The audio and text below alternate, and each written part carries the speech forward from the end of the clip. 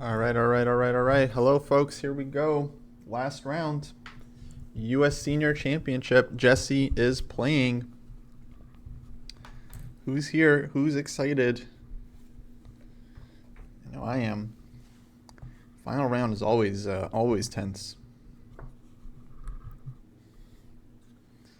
Hopefully everyone's doing well.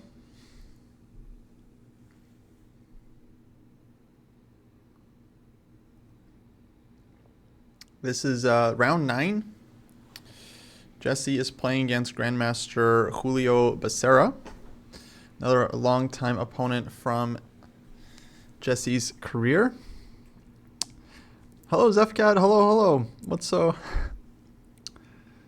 so funny?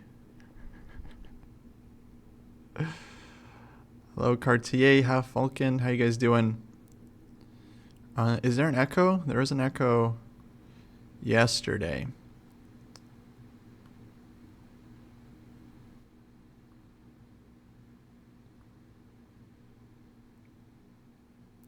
Oh, I see. That's why. Hilarious. Yeah, guys, I'll be here. Well, I'll be streaming the whole game, but I won't be here for the whole game because at some point I'll have to go and do interviews for the show. But yeah, I'll try to watch as much as I can. And yeah, actually, I was in the playing hall, so we're on a 30-minute delay. I was in the playing hall, so I saw Jesse before the game. He was in good spirit. The whole playing hall is like quiet, like 2 minutes before the round, 3 minutes before the round, and then I could just hear like in the corner and still in the fair play check area. For anyone's coming in, yeah, I could just hear Jesse. He's just saying something. He was like saying something about like he's like, I'm the old guy here. I don't even know what they were talking about, but somehow he managed to fill that in. But I saw the opening with him and Julio, and I'm very, very excited about it. It was a spicy one. So soon the actual game should start, and we should get moves on our screen. I only saw the first couple moves, so I don't know how things developed, but here we go. Looks like we got moves. D4, Knight f6. And for anyone that missed it, Jesse is currently tied for second place. Excuse me, I keep saying tied. He has clear second place, 5 out of 8. Vladimir Kapian has already won the tournament. We don't have to worry about that. He's the champion. But Jesse, clear second with 5 out of 8. He's a half point ahead of Julio, his opponent today, who's a strong GM, as well as Joel Benjamin and Larry Christensen. So a draw is not the worst result for Jesse here. A win would clinch second. A win would be really nice because Jesse's won 3 games in a row, guys, which I don't even know the last time Jesse won 3 games in a row against 3 grandmasters. I mean, and there's no disrespect. I just don't remember the last time. I mean, it'd be a good be a good tidbit. For sure, he wins 3 games in a row at his like local open tournaments. Not always, where he's playing like 3 2100s, right? But like against 3 GMs, it's not easy. I've never won 3 games in a row against GMs. I think I've won 2 in a row, like 1 time maybe, but 3 in a row never. Does second place get placement for next year's tournament? Unfortunately, no. Only the winner qualifies automatically. So Jesse's path to the tournament for next year is tough because like he already missed the senior tournaments that are qualifying for next year, and basically his only chance is either the rating spots or the wild card. And he has a good argument for the wild card. I mean, if he finishes clear second this year, and but the thing is that the wild card isn't a thing every year. And okay, we see King's Indian on the board. Jesse playing the H3 system, so very exciting. It's going to be, I think, a very sharp battle. The only reason there was a wild card this year is because Jesse won the U.S. Senior Open, and he then won the Irwin tournament of Senior State Champions. So he qualified through 2 different ways for the tournament, and basically instead of giving the second spot to someone that finished second in one of these events, they decided to just give a wild card. So that's actually how Jesse's opponent, Julio Becerra, got into the event, because they gave Julio the wild card. So I don't know if they're going to do a wild card next year, because normally they wouldn't have one. Which means Jesse has to get in get in by rating. He's gaining a lot of rating, though, in this tournament so far. I'm sure he's gaining a ton of points because he's the lowest rated player and he's on +2. And yeah, if he has a good finish today, draw or win, then he'll gain even more rating. But yeah, it'll be tough to qualify for next year. Sounds like Julio's Jesse affair. Exactly. Exactly.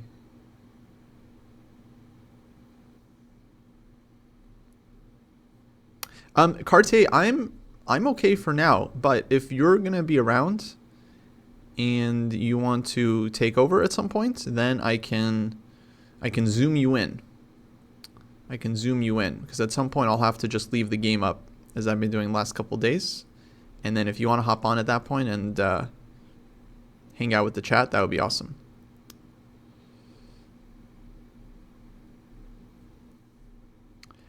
But yeah, we have H3 King's Indian on the board.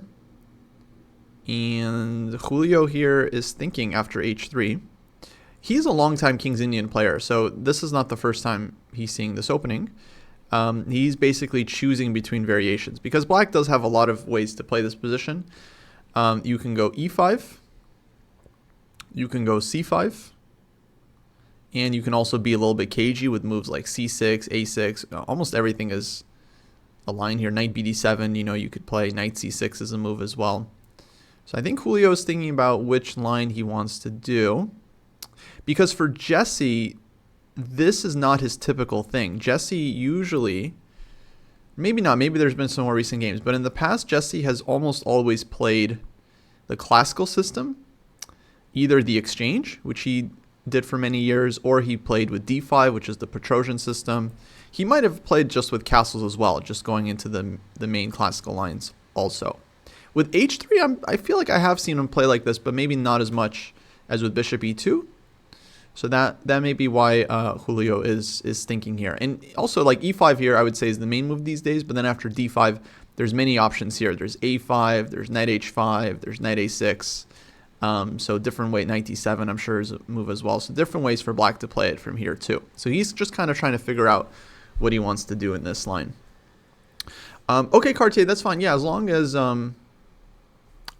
you can do it, that's no problem. We'll set it up so that you can just leave the Zoom meeting whenever, and then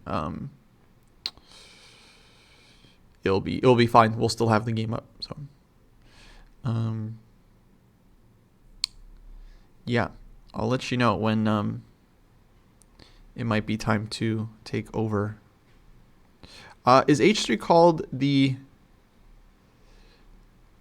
Averbach? No, actually, Averbach is, and as we do see E5 on the board, a different line. In fact, Knight F3 already kind of excludes the Averbach. Averbach is when white plays with Bishop E2 here, so avoiding Bishop G4 lines, and then Bishop G5. So this is known as the Averbach variation. Nowadays, Bishop E3 is quite common here. I call it the semi-Averbach. I don't think that's the official name, but this one's also very popular as well. Basically, the point is to keep the bishop on G4 so that white can play G4 or H4, H5 in the future, and the knight doesn't block the bishop. So yeah, the H3 system, as we have it here, this one is known as Makaganov. Jesse said H3 is unprincipled before, but he didn't resist the power of the engine. Yeah, I mean, I guess so. I don't know. Yeah, I think the evaluation of all these moves has kind of changed in the last... I mean, H3 has been around for a while. But, yeah, basically I think engines and humans understand, like, okay, eventually we're going to get E5. E5 played, D5, and now A5. And... yeah, we're going to get a close position here. H3 is perfectly useful for white to cover the G4 square. You can put the bishop on E3 in many cases, and so on. Is the dream alive? Yes. I mean, look, Jesse has won his last 3 games. If he wins today, it's 4 in a row. And he is in clear second place. So if he can manage to get clear second, I mean, I think that's a huge achievement. Like, that's fantastic. He's the lowest rated player in the field, guys. He's the number 10 seed. Which, by the way, according to David, I think David has been vindicated. According to David, that means that he's actually the most active, and it's a good thing for his chances. But still, rating is still important. Yeah, so for him, clear second place, I mean, I think is a huge result. And of course, I mean, it's hard to catch the leader, Vladimir Akopyan. I mean, he's former 2700, and he just had an amazing tournament, guys, like through and through. In fact, I would encourage everyone to play through Akopyan's games because they were very instructive. They weren't like he's getting like lucky, people are blundering against him. Like, no, he's just like very good positional chess. He was always like an attacking player, but this tournament he won many games in technical style.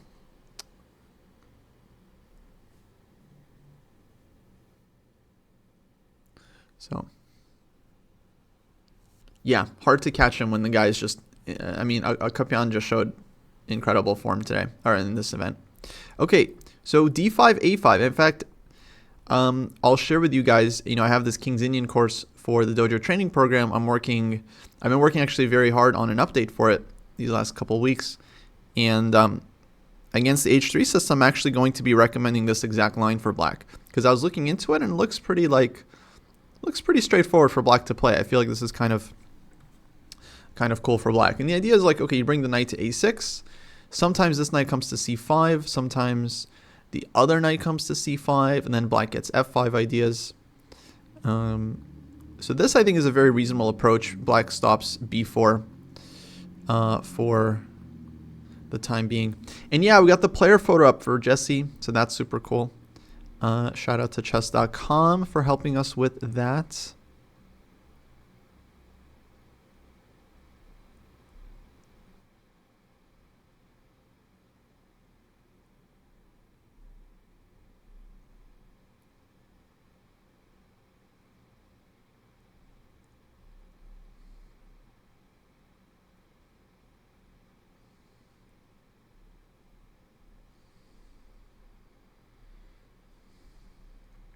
So A5, Jesse goes G4. G4, I think, is fine.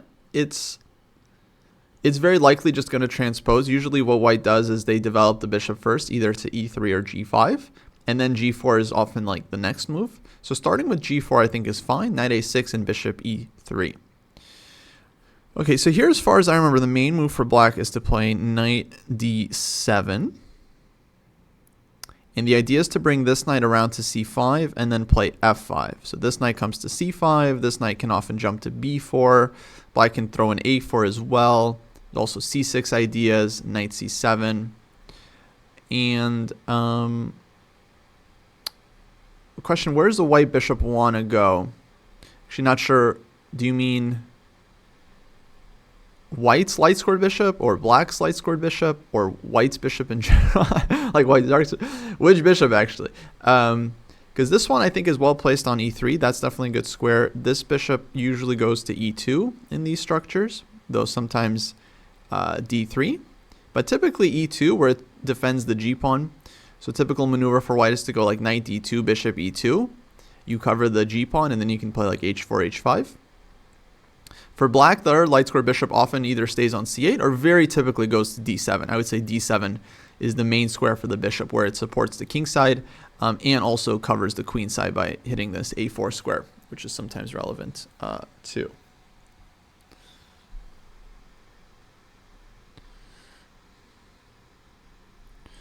Okay, so bishop E3.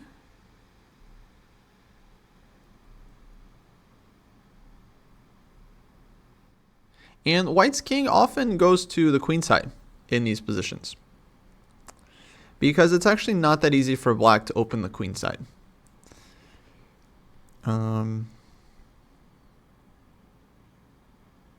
For example, something like knight c5, knight d2. These are just kind of random moves. Bishop d7. Here, white would often go like queen c2 or bishop e2 first. Let's say queen c2. And then castle queen side. So this here would be very typical for white. Something like this.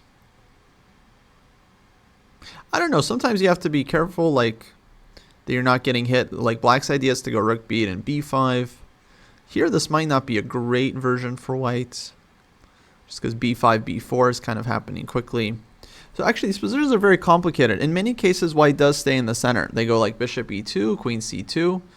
But once you've played g4, you really don't want to castle kingside. Maybe Julio is out of book now. I mean, I doubt it. I don't know. It's hard to say. He might not know exactly what move he should play or wants to play, but he's played these positions so many times that I'm sure he understands. At some point, he's going to move the knight and play f5. So I think right now he's choosing between knight d7, knight e8 is a move. You could start with c6. The thing is, black has a lot of moves, so you can definitely pick and choose here. But yeah, it will be interesting to see what we get next couple moves.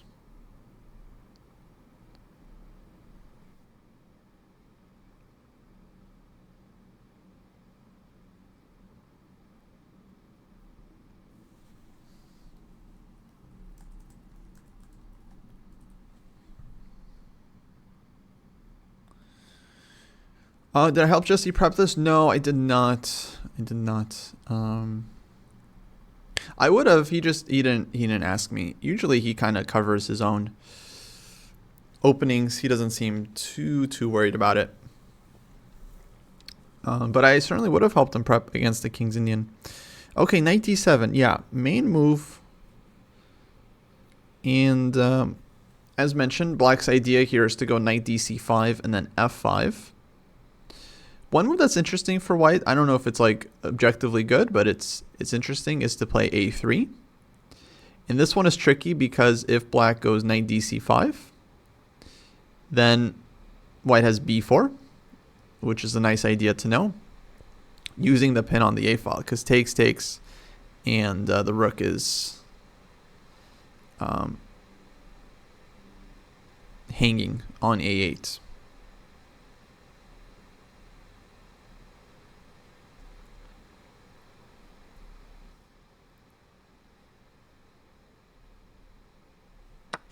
So against a3, black often goes knight ac5, which is a little bit different. And then this knight heads to b6, and then that's how black kind of sets up their knights, and then c6 and so on. I don't know if this move, it's not necessarily like the best move, it's just an interesting move because it stops black's idea of going knight dc5. f5 is possible. I mean, this is always a move for black. Usually white is taking on f5 at least once, sometimes twice. And then the issue for black is that you would like to go knight dc5 here, but then I think b4 is still an issue. Because black wants to take on f5 with the bishop, not with the rook. But if you go knight c5 here, you're still getting hit with b4. And then the knight doesn't have a great square. So that's kind of the problem for black. So I don't think f5 is great in this exact moment. But of course, it's a very typical move. I'm pretty sure knight ac5 would be the main move here. But I don't know if Jesse's going to play a3. a3 is very specific. There are other moves as well. Like you can go knight d2. You can go rook g1, preparing h4. You can also just start with h4. And then black would go knight dc5. And then you play rook g1 here. And then the idea is to push h5. And yeah, these positions are very sharp. Let's see, I think black might just go f5 right away. Or start with king h8, something like this, and then go f5. So we'll see. Let's let Jesse pick a move, and then at some point we'll take a look at the theory.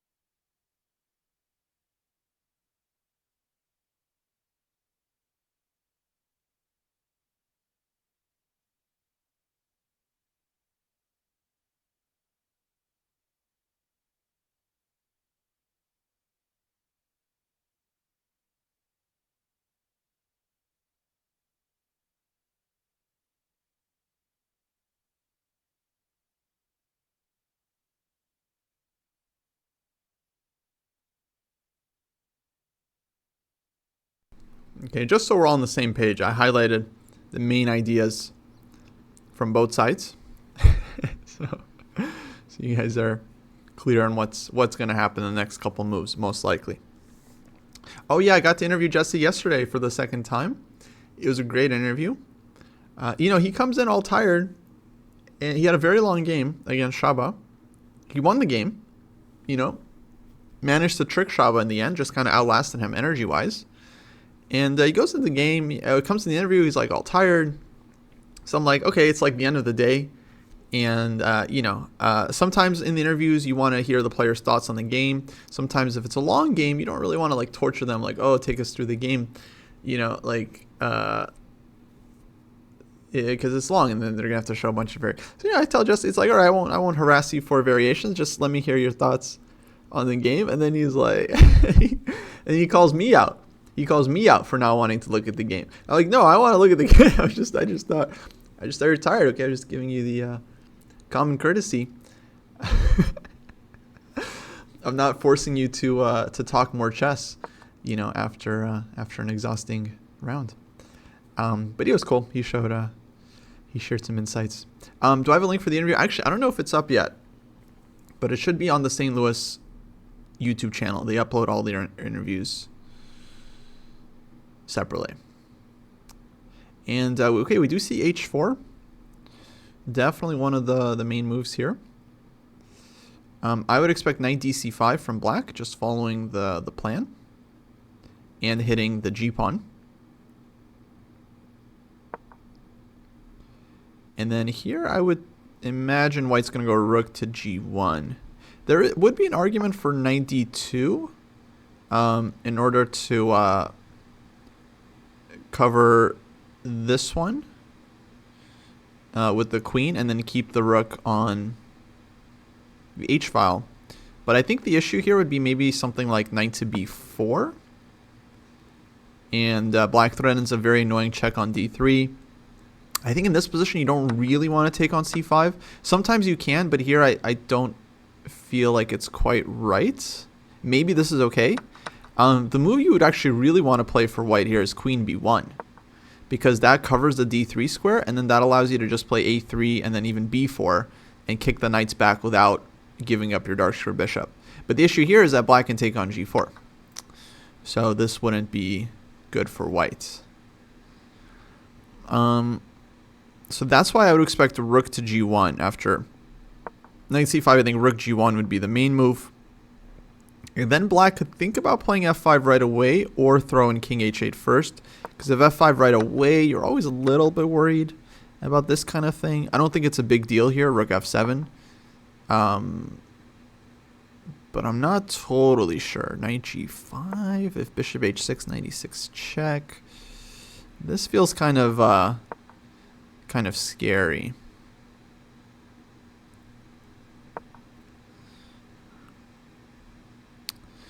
So, I don't know.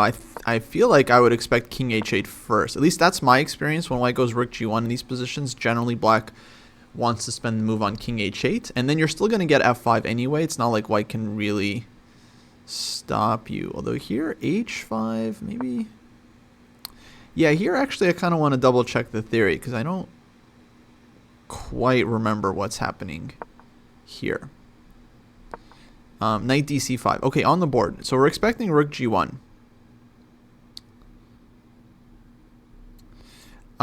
Did I ask Jesse about Netanyahu speaking to Congress? Somehow it didn't come up during the interview for the U.S. senior. Somehow, like, the producer was in my ear. He was like, yeah, ask him about it. But I don't know. Somehow it just didn't, the topic didn't come up.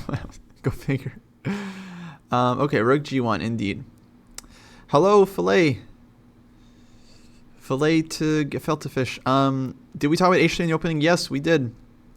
I'm seeing this all. I'm curious if it is new engine move or something. h3 after knight f3, not Makaganov. So this is the Makaganov. In fact, this was a very typical move order that people would play, where they go knight f3 and then h3. So this is the classic Makaganov. Playing without knight f3. Honestly, I just call everything Makaganov, but I think officially if you start with h3 and then you make some other move like bishop e3. So bishop e3, I believe this is known as the Karpov system.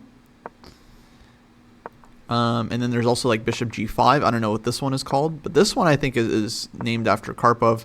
But yeah, most often you'll see either h3, knight f3, or knight f3 first, and then h3 basically just transposes. And this is definitely Makaganov. Though I just call everything h3 system based. It's just all h3 King's Indian. h3 with bishop e3, h3 with bishop g5, h3 with knight. Because that's what's really important, not like the actual name of the opening or whatever, but like where the pieces are going to be developed and how it differs from other setups. Okay, so yeah, this is the move order, just for anyone that got here a little bit late. So Jesse playing white, clear second.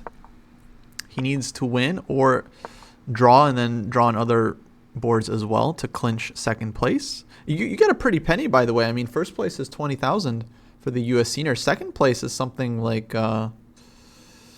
is like 10,000, I think. So he's playing for. He's definitely buying dinner tonight, and he's playing for a lot of money. The h3 line actually has been around for some years. I would say it got popular almost like 20 years ago. I already started seeing it like at the highest levels. A lot of Israeli GMs I saw were playing it, and yeah, and since then it's become one of the huge main lines. It's fallen tiny bit out of fashion, playing with like knight f3 and h3, but still very, very common. Okay, so rook to g1, live position, and let me check my notes actually, because I was literally like 2 days ago working on this line for the black repertoire in the King's Indian, and for sure I had this position. I'm just trying to remember exactly what I suggested for black in this one after rook g1. All right, let's bring it up. Makaganov.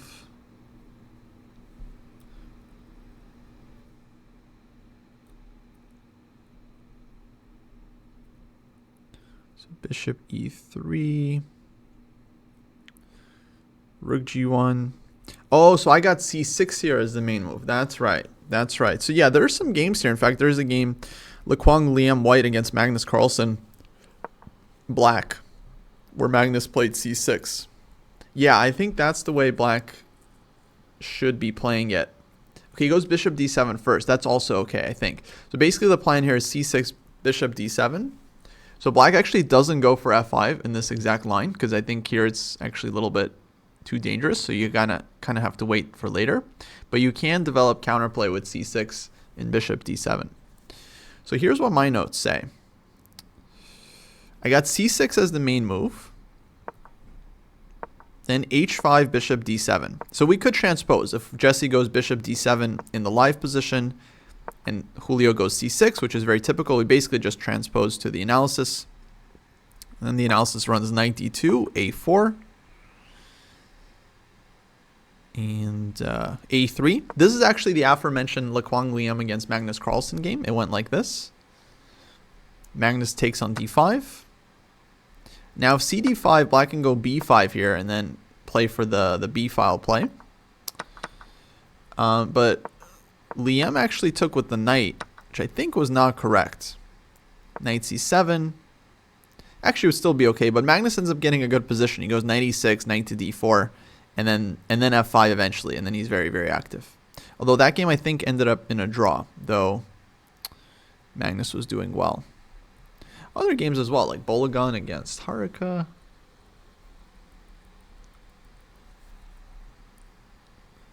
So, yeah, lots of King's Indian classics here.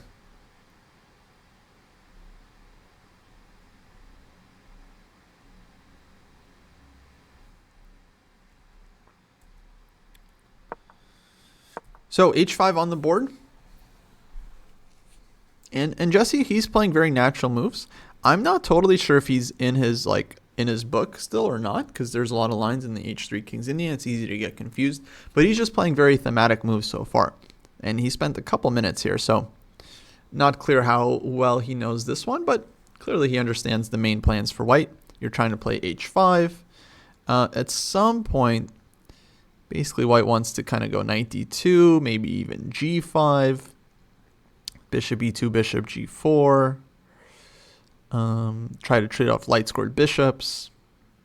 And really white is kind of playing against this dark squared bishop as well, because this is a very bad piece in this structure, and white would really love to keep it at bay.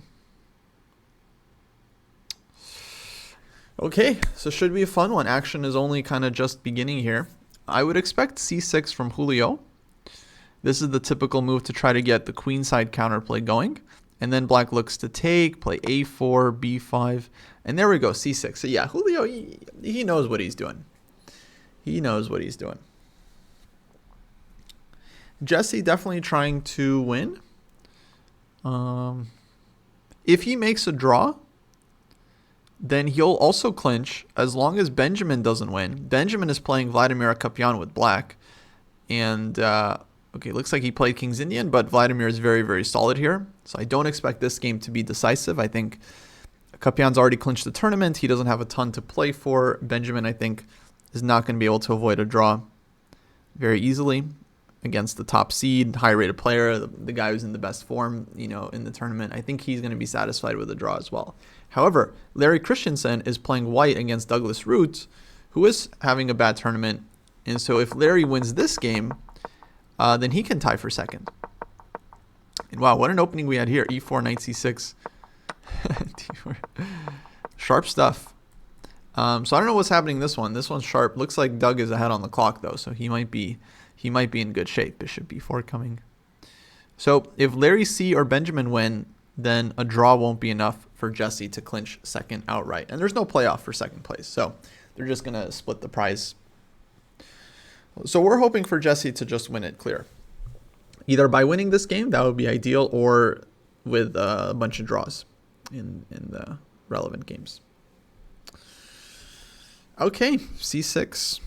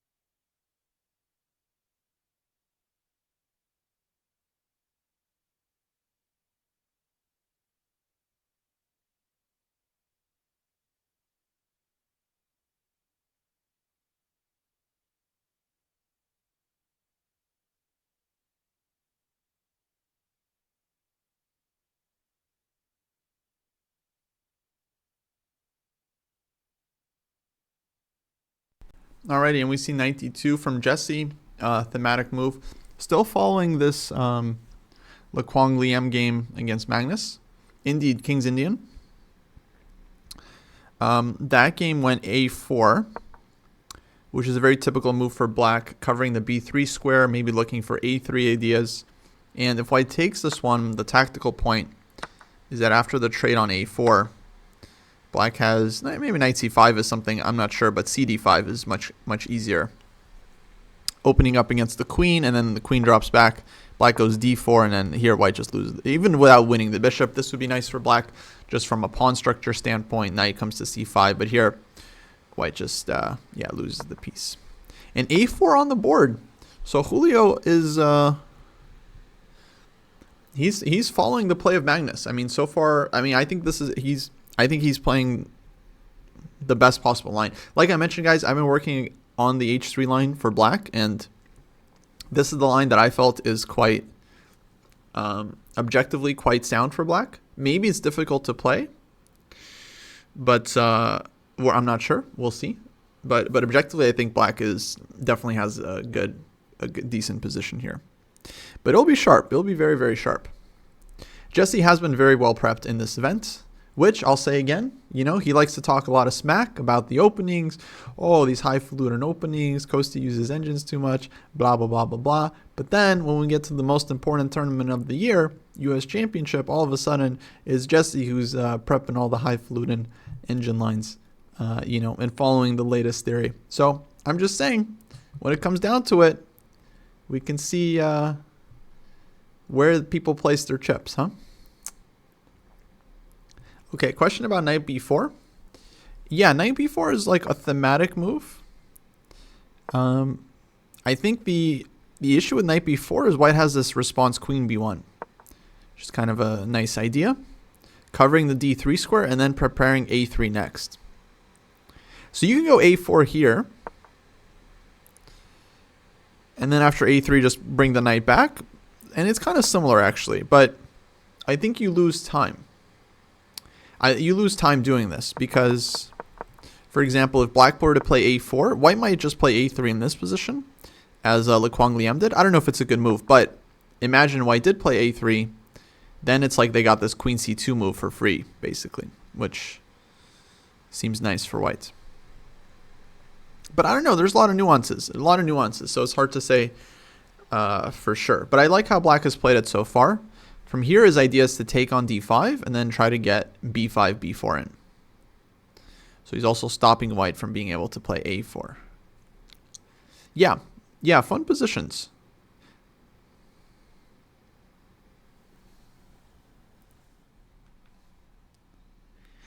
Yeah, that's right. Jesse is out of contention for first place. First place is clinched already, but second place is huge, guys. I mean, second place, I think, is 10 G's.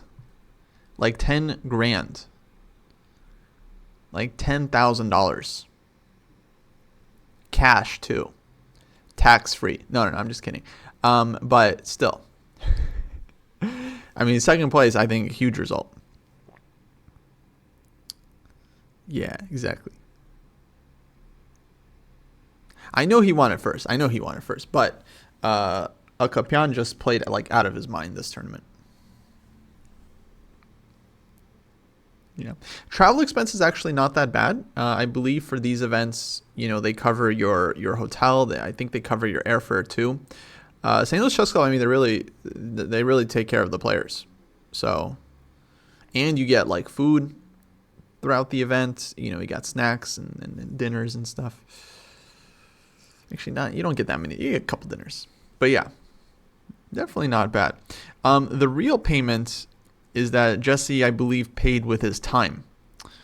Because he is now going to have to, sounds like is going to have to, stay at home with the kids for a while in order to make up for being able to play this event.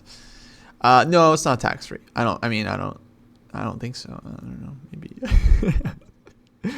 No, I doubt it. I think it counts as like prize winnings or something, gambling winnings.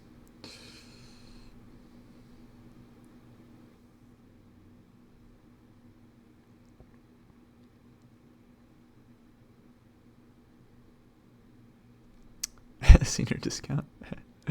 Are prizes taxable? I believe they are. I mean, I don't know. As far as I understand, when I look at the thing, it seems like, yeah, you got to report what you earned.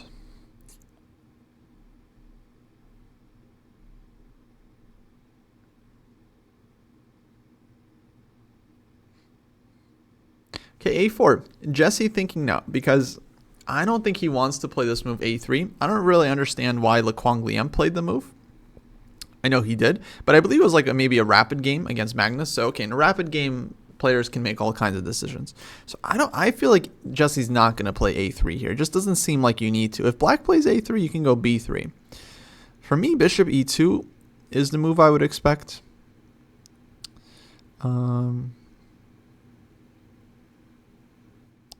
Queen c2 kind of runs into knight b4, so I don't think we're going to see queen c2. Maybe that's why white played a3, so that he can play queen c2 without being harassed by the knight.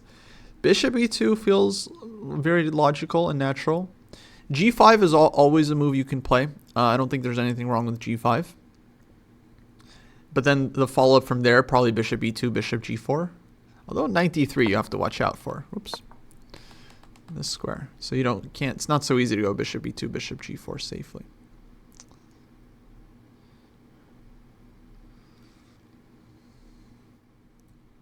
Yeah, in my notes I have other moves as well for white. Actually, a3 is the main move. a3 is the move all 5 players have played that have reached this position as white. Including Le Quang Liam, as I just mentioned. He's super strong grandmaster. Nikita Vityugov, 2700. He played a3 in a classical game. And then bishop e2. And he won, although granted that was against a 2400 player. And then you got Korchmar, he's a GM as well. Haruka is also a grandmaster. So a3 has been the move everyone has played. Though there's other moves I looked at, like rook to c1 and rook g3 as well, apparently playable. But I think black is okay. Like rook c1, for example, in my notes, I have takes, queen b8. With idea to go b5, typical play for black. Exactly. I mean, any GM can beat a 2400 easily.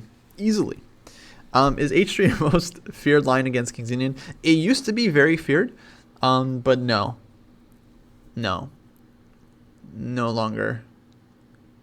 Now there's like many lines. You know, it'd be like, you know, if you go into the ocean and you're like, okay, are sharks the scariest? It's like sharks are scary, but there's also like whales, and there's like piranha fish. You know, there's other stuff. So there's lots of scary stuff now. These days, I don't know if there's like a most feared line. Everything is kind of feared.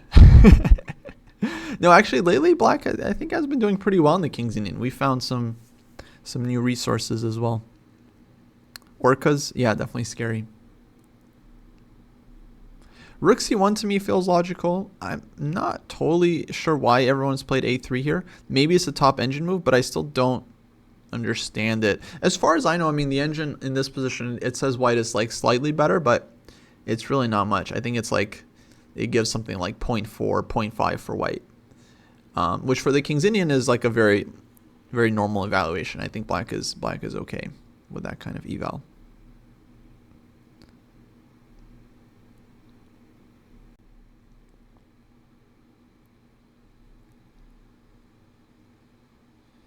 Does b3 make sense?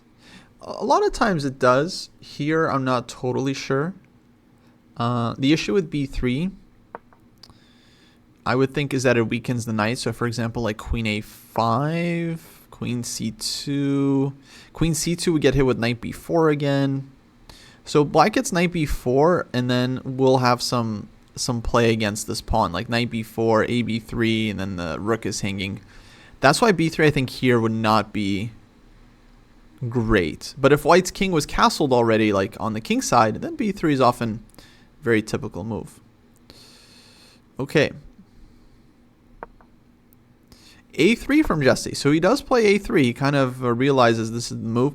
I don't quite get why a3 is so useful here, but yeah, maybe he just wants queen. But okay, he comes to the same conclusion that every other title player that reached this position did, which is that you need to go a3. And now we're still in theory. I know Magnus played cd in this position. I think that's the best move, clarifying the structure. And then cd b5 is already possible here, because if white takes this one with something, black can go like queen b6 or queen b8 and then get counterplay against b2. So we'll see what Julio does, but I think it's time to take. He might keep the tension, play something like rook b8, rook c8. These are also normal moves to me. I believe taking is the best. Bayonet's still good. Yeah, bayonet attack went out of fashion for many years. Like, it was fine for black, and now it's back in fashion. So now bayonet seems to be doing well for white. But black also has options to avoid it. So that's why bayonet is not like, you can play knight a6 lines these days. You can play knight b7 lines. You got like h6 line. So there's ways you don't actually have to go for the bayonet if you don't want to, which is nice. Yes, zeros for the King's Indian is about 0.8 eval. I said that. I'm sure you knew. But I was quoting Gawain Jones. So this is really a Gawain Jones concept that he believes. I'm not sure if it's every King's Indian. I think he might have just been referring to like the classical positions like bayonet attack, Martel Plata, where white castles kingside goes bishop e2.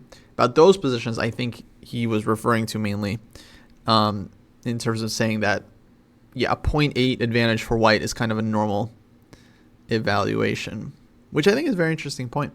And it kind of helps to clarify what a good King's Indian actually looks like, or what the eval would be.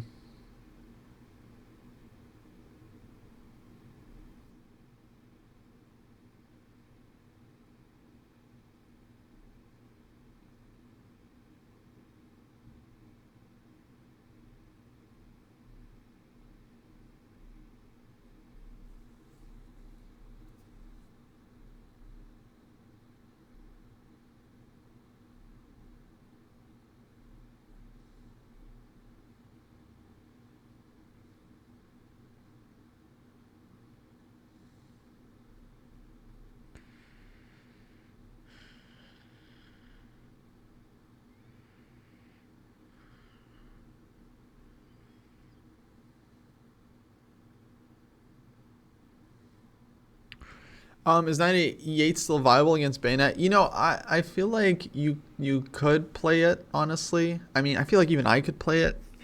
Maybe not every game. You know, if someone knows you play that exact line, then it might be a little bit tough, but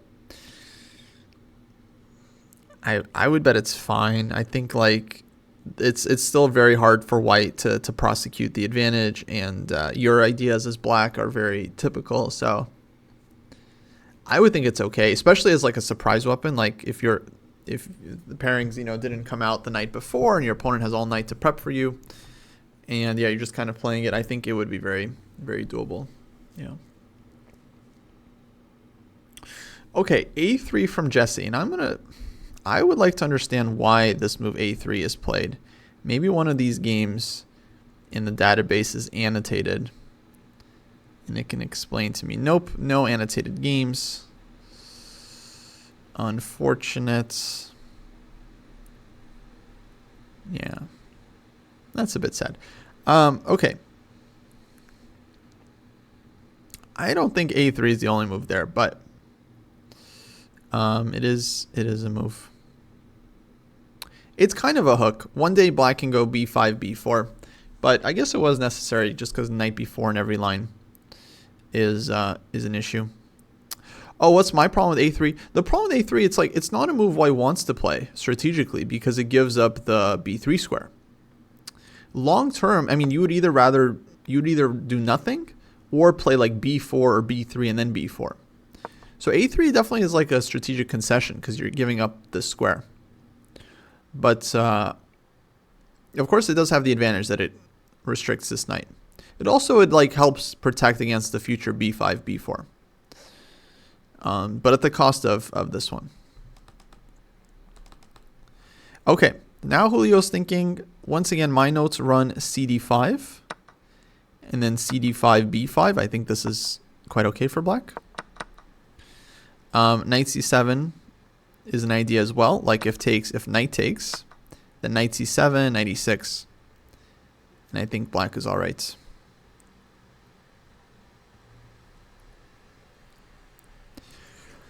Yeah, here it's one of those cases where white's king does often stay in the center. And in some cases, like you play bishop e2, and then the king goes to f1, g2. And then like white just kind of like chills on g2. And then it's like it's a kind of a different vibe. It's more just like, okay, actually white tries to win on the queen side. Often the king actually, I think, just sits on f1. I think f1 is a very normal square for the king. Avoids any checks. It's kind of safe. And then white can fight on the queen side, can also keep pushing a bit on the king side too.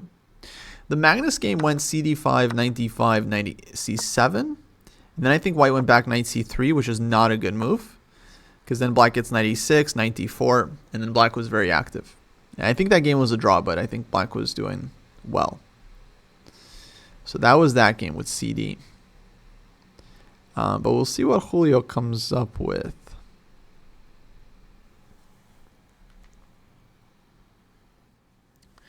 Okay, folks, I won't be able to hang out for much longer. Let's see if we can get Cartier Tank in.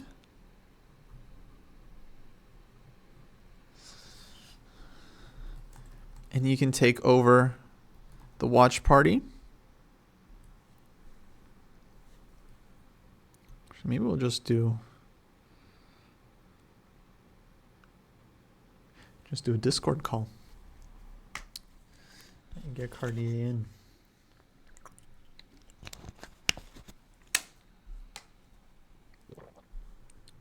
Okay, he's on his way.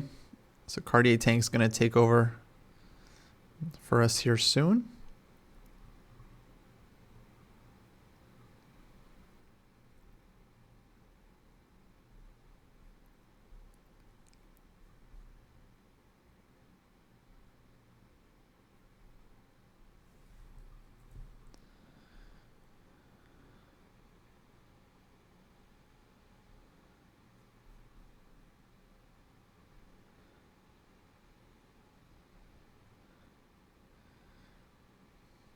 Jesse, some extra time on the clock, but this position, of course, is going to be very, very sharp.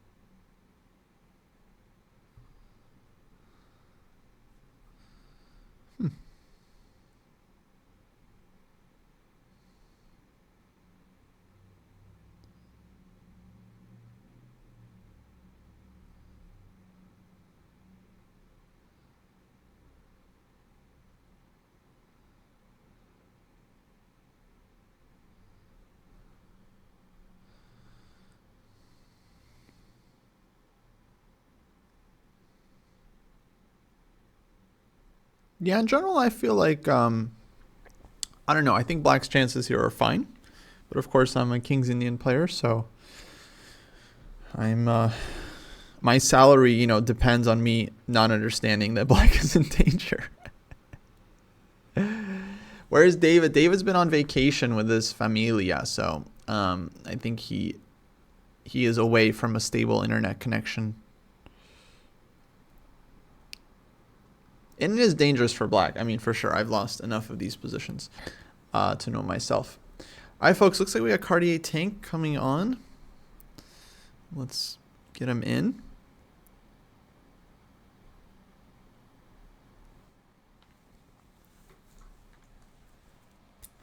Now there will be an echo. Hello. Hello. How you doing? Oh, wait. I will mute the stream.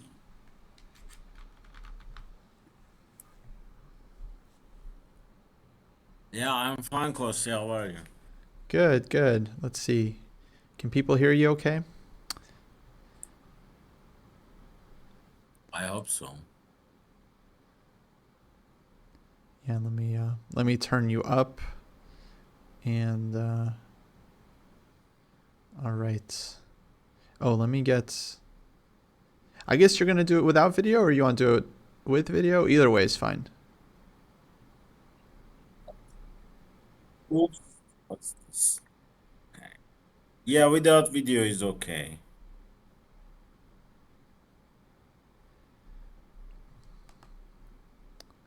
Let's see. I'll need a photo for you. Can you send me a Shall I photo? send? Yeah, okay. Thank you. Thank you. So Jesse is doing great, right? I mean, I would say he's doing okay. Like he's fine. oh no, I mean in general in this tournament. Oh, in general, yeah, yeah, crushing it. Yeah, no, I think. I mean, I think he could have done better. Actually, he left some points on the table, but I think in general he has done quite well. How old must you be to play in the seniors tournament? Starts at 50. Oh, okay. Yeah, so they got young seniors. So David can't play yet. Not yet. He needs a few more years.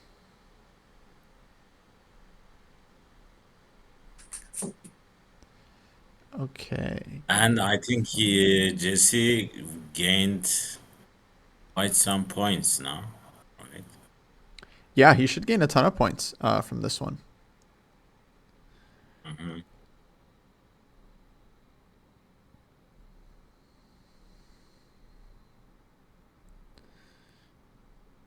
And Jesse also missed, chances in two games as well Yeah, exactly. in the So beginning.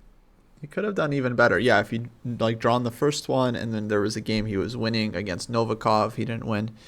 Yeah, could easily have like an extra full point, Hmm.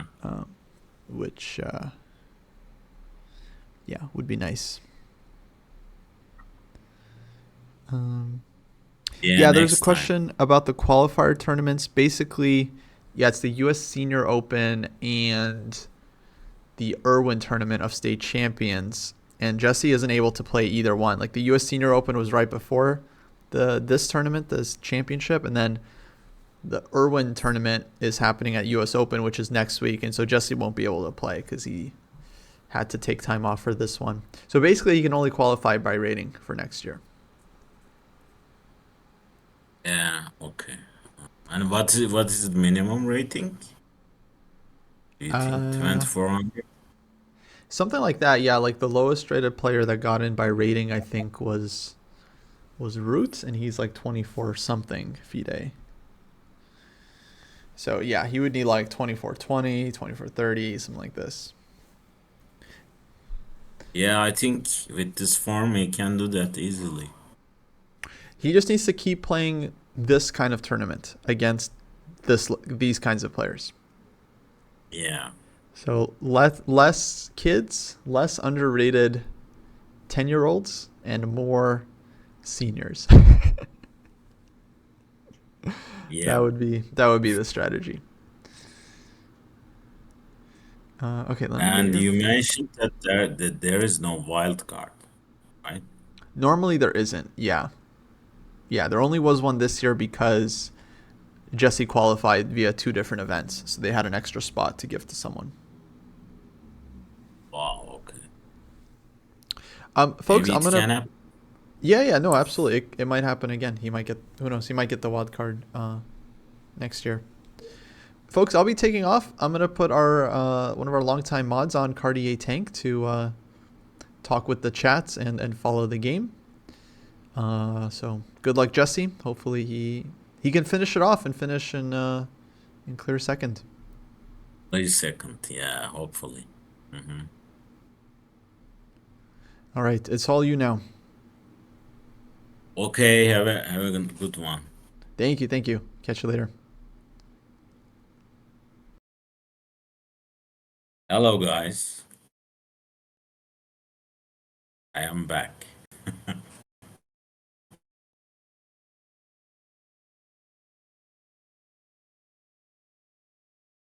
So I guess this one is this time the opponent knows what he's doing, right? It looks like it. I mean, he played c6 as well,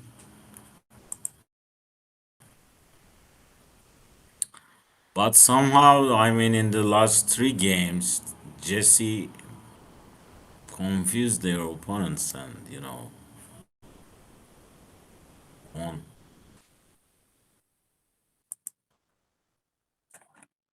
Uh, where's Let me open the game.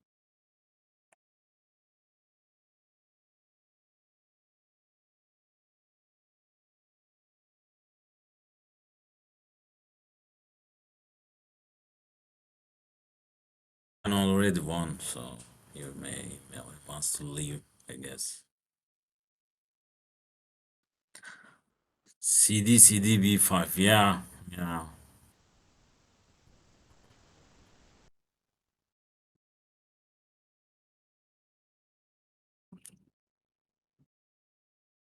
yeah. That looks like a very nice counterplay, right?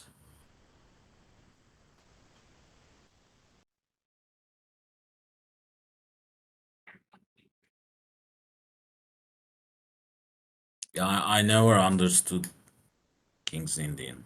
I never tried to play it. I remember, like maybe 6, 7 years ago, they used to play it in Top Chess still. I remember watching a game, Kramnik Nakamura. Kramnik won very easily against Nakamura's King's Indian. I mean, it was like a walk in the park. And then I never saw any King's Indians in classical chess tournaments, top level.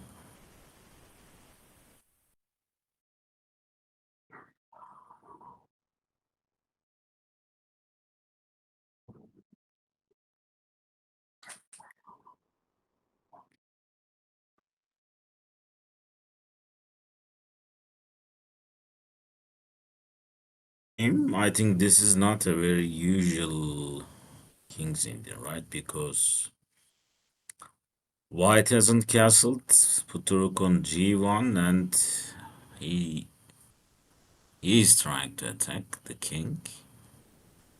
I mean, White is so.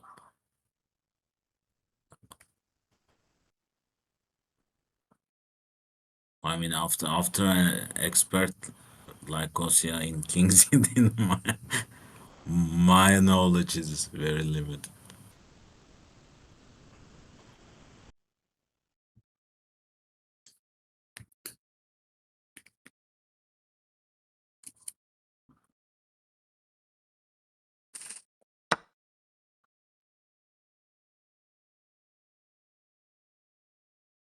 I think we played, we used to play in Dojo opening of the week or some starting positions.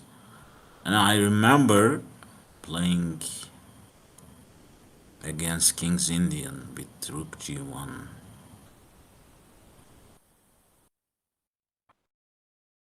I think Kostya arranged that tournament.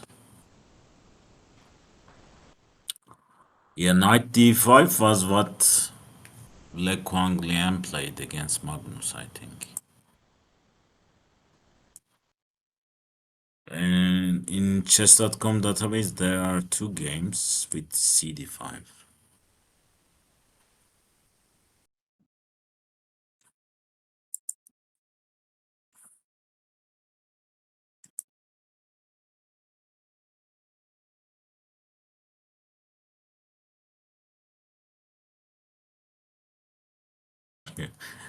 Uh, Special dislike for you. Abdul.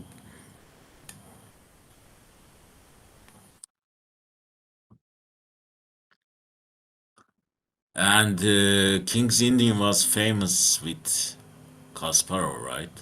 He won many games with it.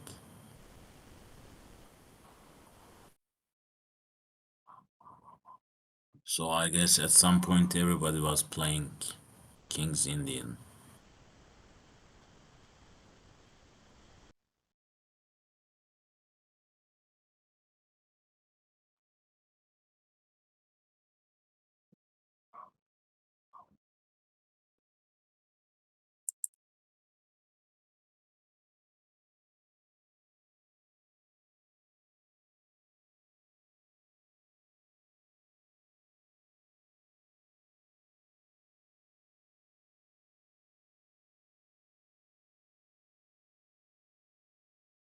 Yeah, I guess Magnus put the knight on d4. Yeah, knight c7, e6, d4.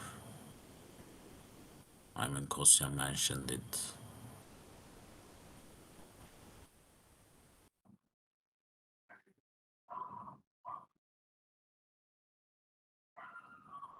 Oh, he played g6 mainly.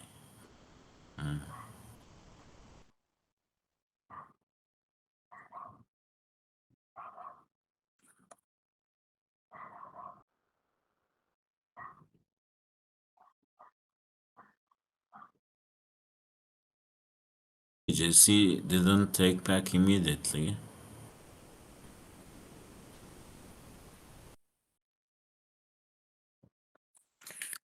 Yeah, the engines had a lot of effect on top chess, right?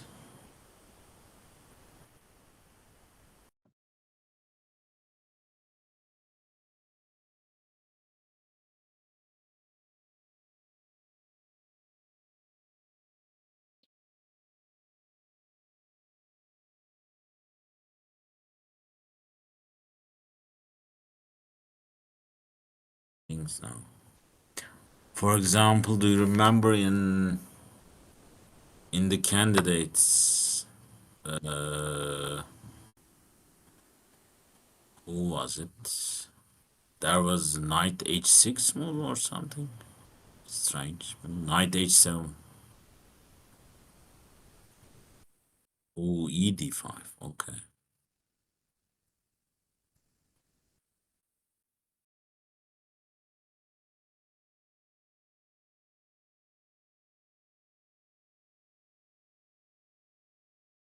So why ed? Why did he play ed?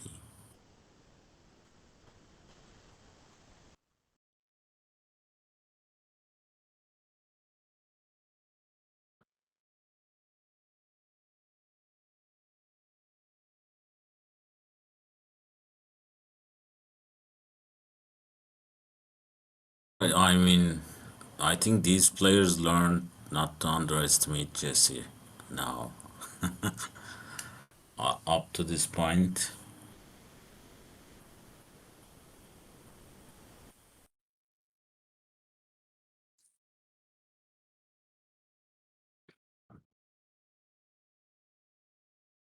in the Kaidano game,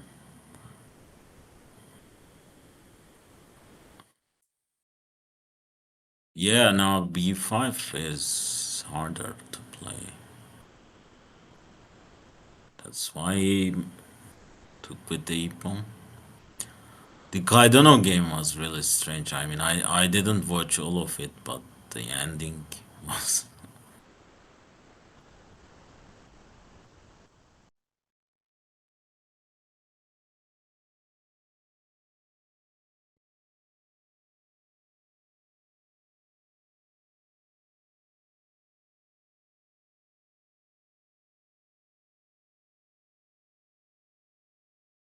Julio is also out of book now. I don't see any games in chess.com database.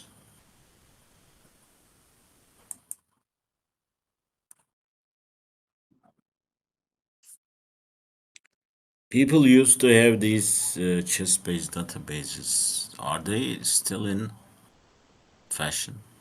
I mean, are they used still or Is it more the online databases?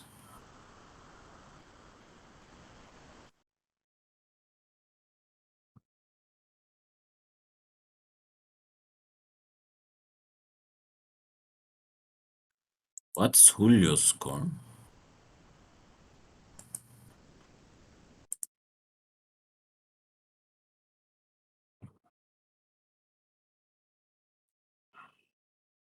Oh, he's 4.5.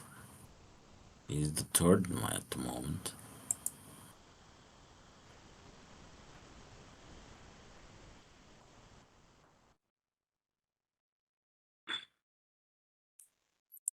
And Larry C is another contender for the second place, and Joel Benjamin also is 4.5, playing against Akopian with black.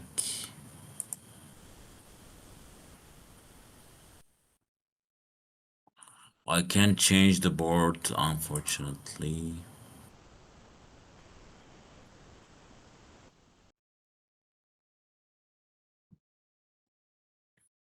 F5 HG.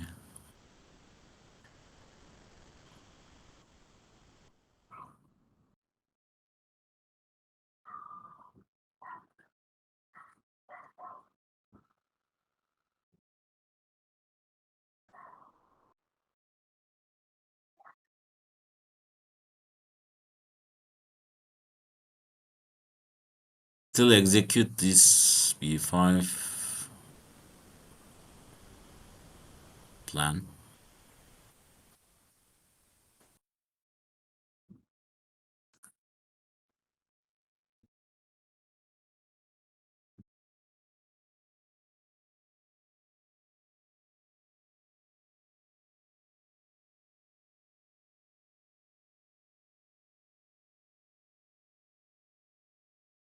B7 96 is not possible, and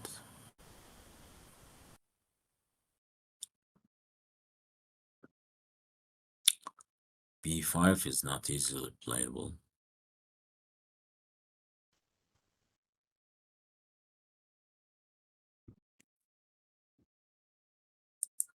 Yeah, it is unfortunate. I mean, Alkopian also was a very in form in this tournament, and he got away quickly with it. Otherwise, Jesse would have had a chance. And he also had a very good chance against who was it? You know, the knight g5 he didn't play, and then the attack fizzled out.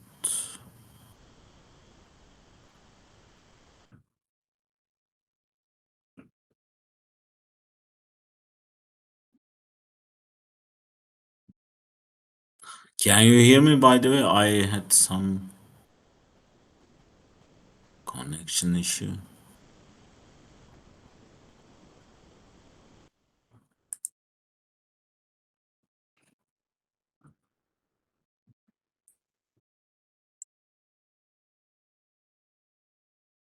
Mhm.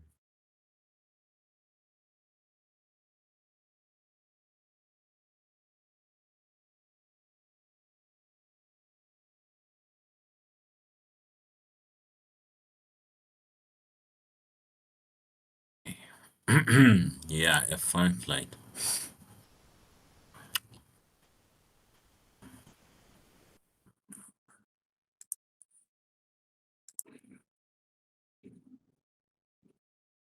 Another break instead of b5. He played f5.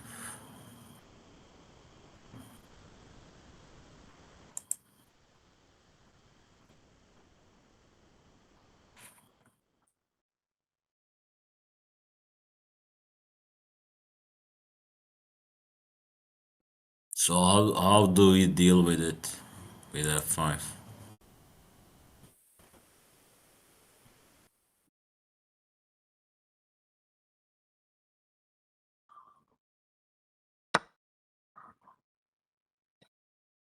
Hg played. I don't see a fight on the stream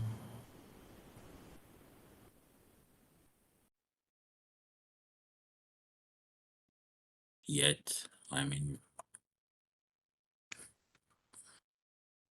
the is it on live mode or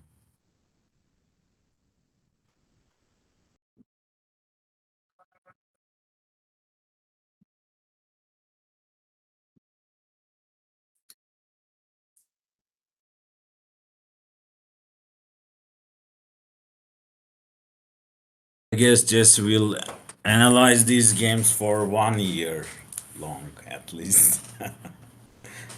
Lots of streams, you know.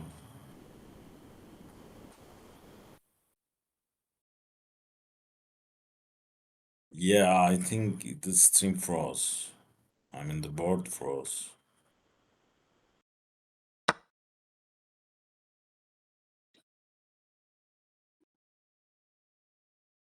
But we can visualize, right? F5, HG, HG.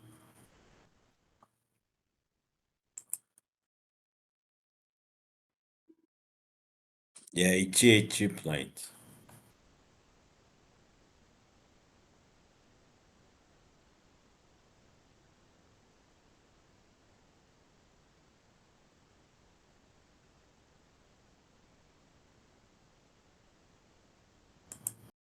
Hey guys, it's time to visualize. Yeah, always, always just practice in Dojo.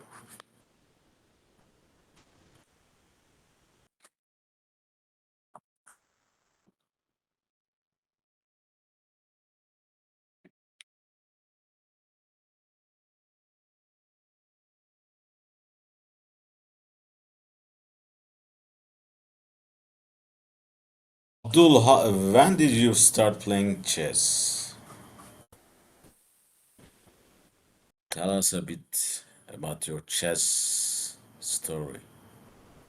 How old are you now and when did you start?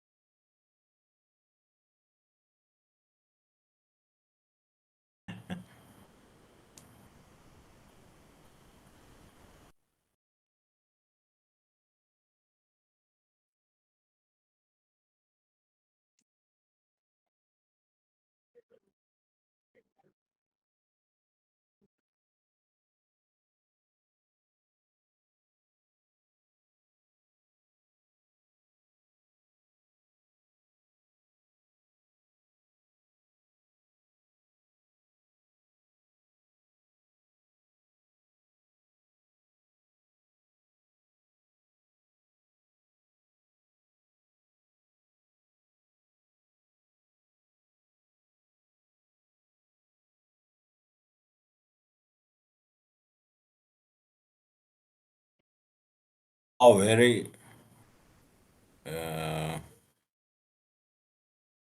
what should I say? Very late, very close. You you saw the word about chess cheating and become interested.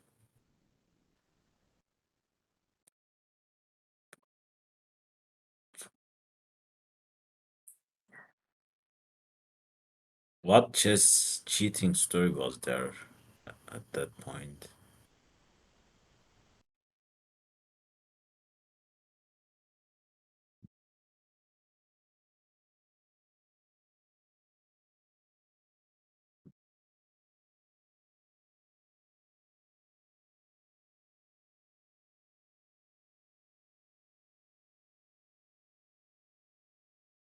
Oh, was it Hans at that point?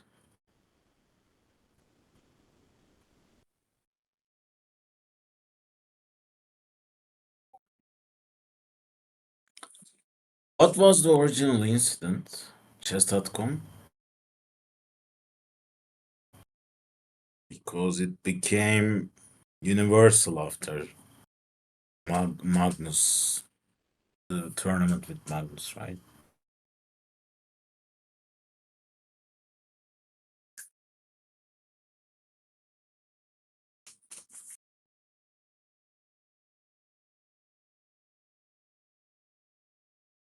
Hey guys, we have the board back.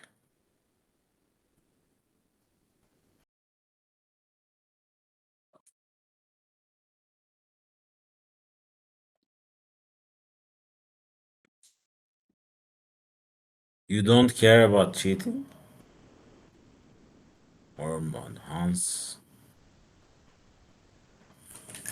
How is Hans doing nowadays? Is he above 2700?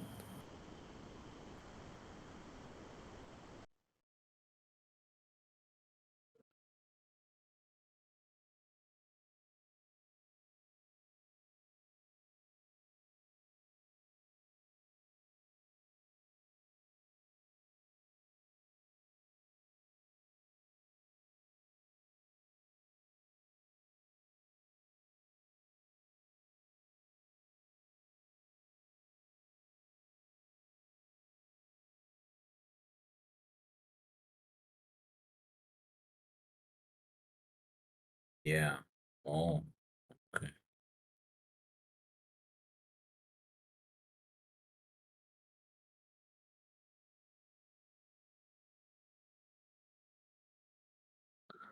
So how do we deal with the F pawn?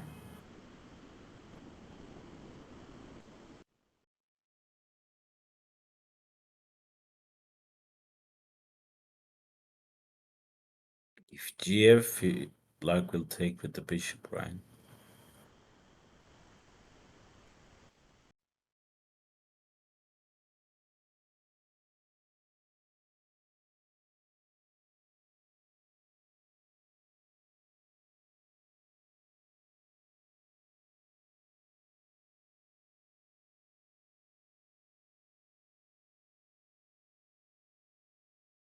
When I first joined Dojo, it was actually the very beginning. I mean, they were starting out, and it was the start of pandemic. Everybody was at home, and that's when the chess boom started, right? And they used to play. We used to play. Let me say this. Mm, what chess against other people, other teams. You know, Jesse, Kostya, and David were all on the stream, and they were discussing the position, and then they were setting some moves, and we were voting for one of it, and then we were playing against the other team. It was very fun actually. I liked it.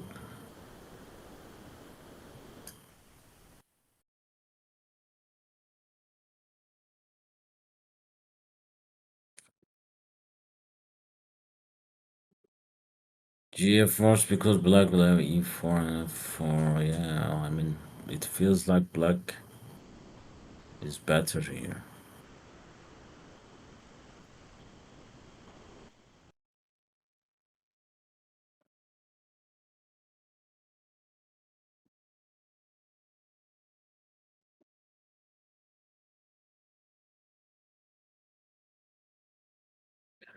Yeah, GF, bishop takes, and bishop e2.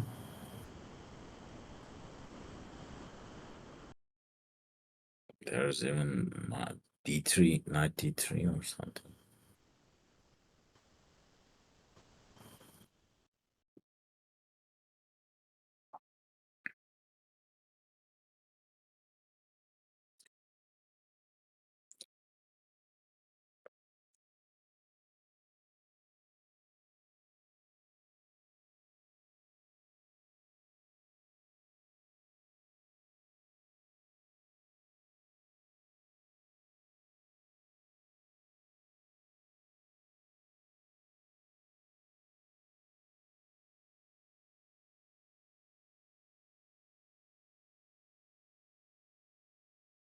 When did you discover Chess Dojo? Because you have recently, I mean, relatively recently joined us, right?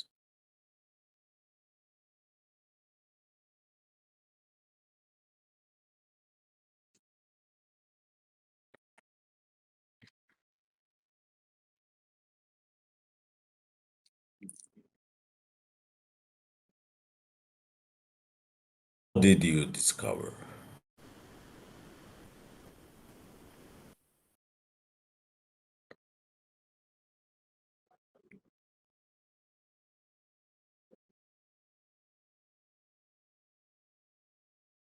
Let's quickly check. Oh, Jesse played queens.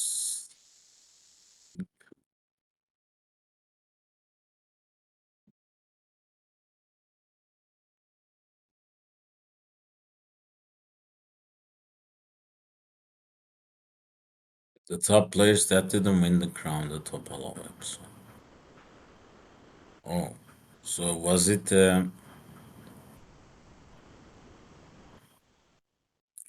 what was it called?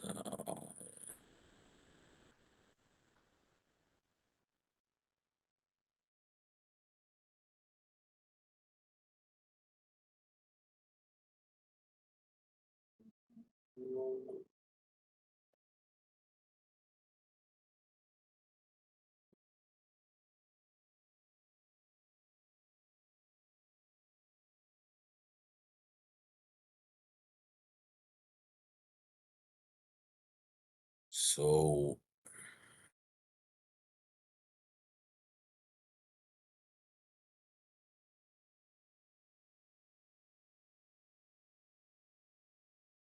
I guess Jesse thought GF Bishop F5 is worse for him.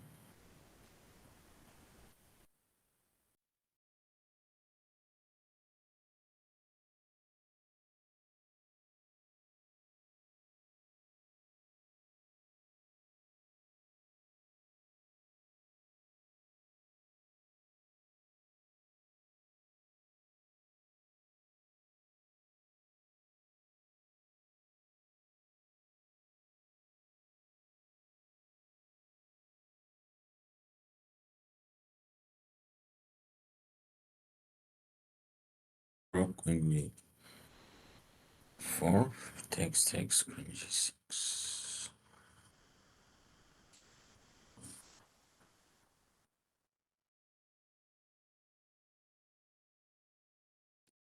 F4 we have the E4 square, right?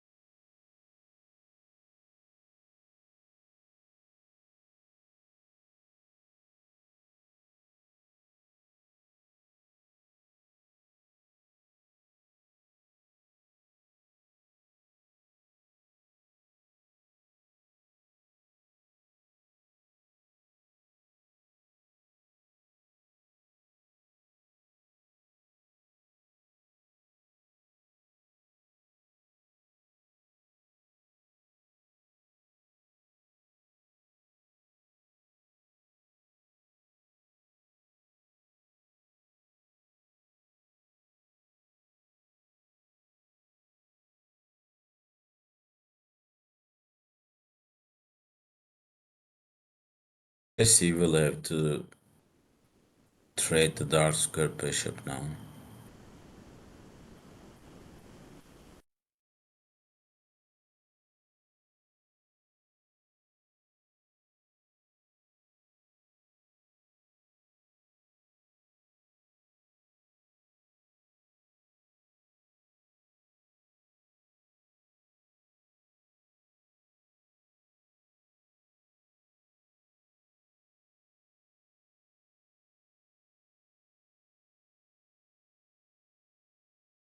F6 first.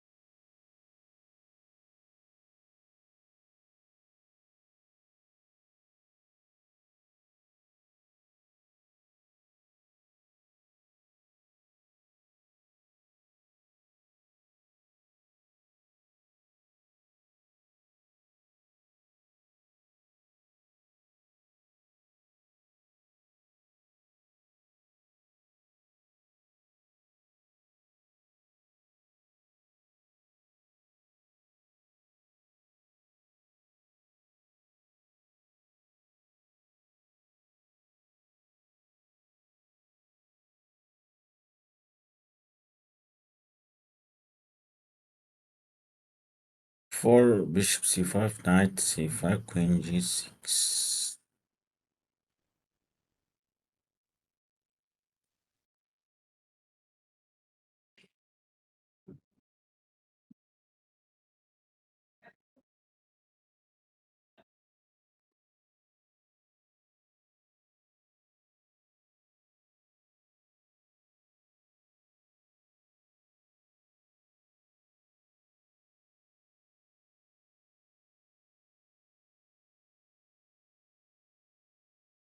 Oh, you think it's suspicious? Okay. So is he calculating? F4 takes queen g6.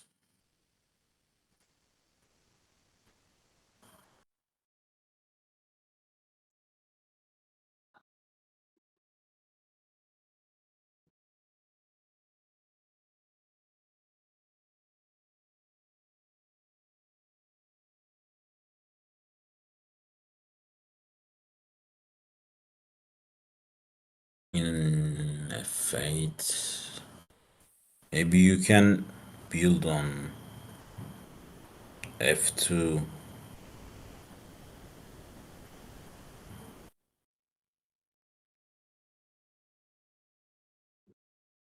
So Abdul, you say bishop c5. Actually, it's black's one. F4, bishop c5, knight c5, long castle.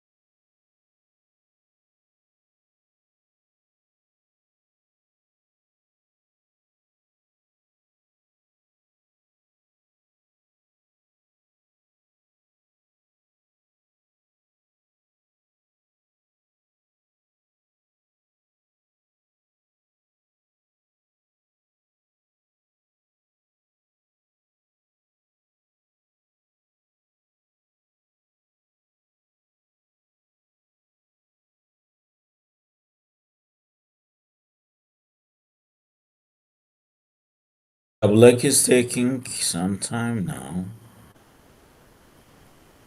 Does he want to give away the g pawn? I mean, does he? Is he calculating that?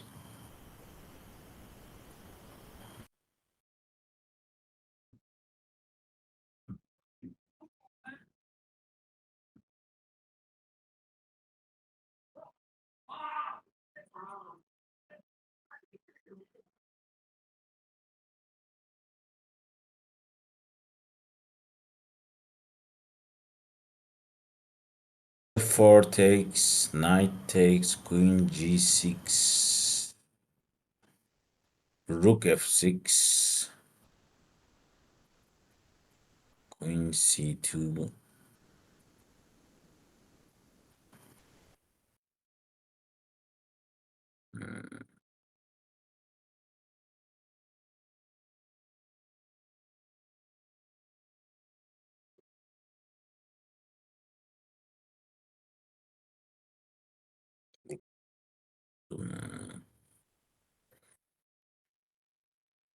Aha.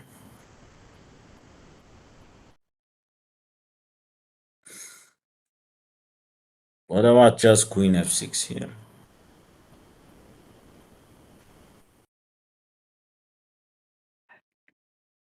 Are we in a hurry with black?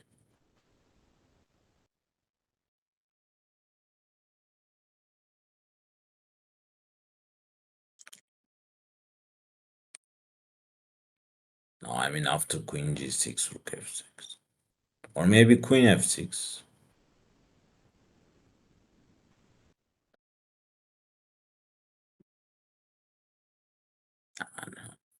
Yeah, queen f6 now.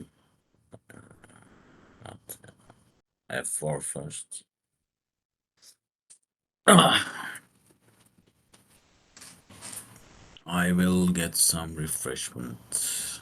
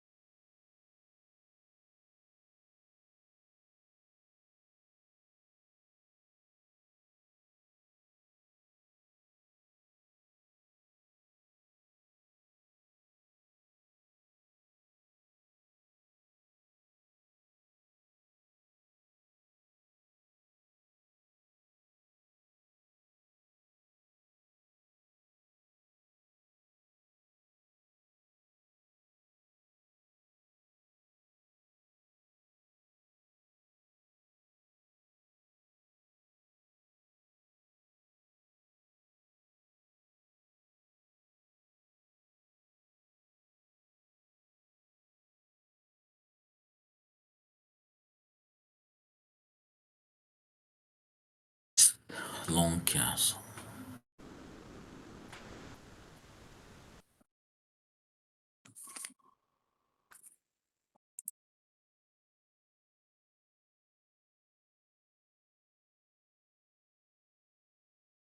Okay, so Akopian and Benjamin are playing double rook end game.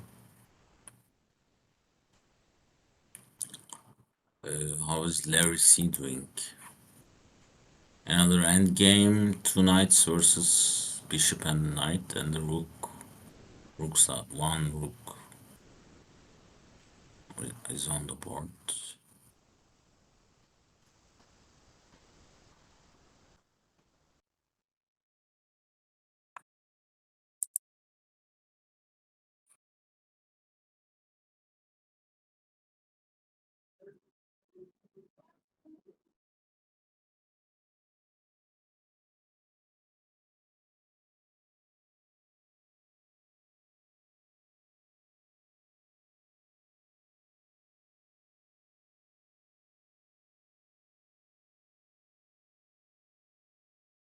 Yeah, Julio is still thinking.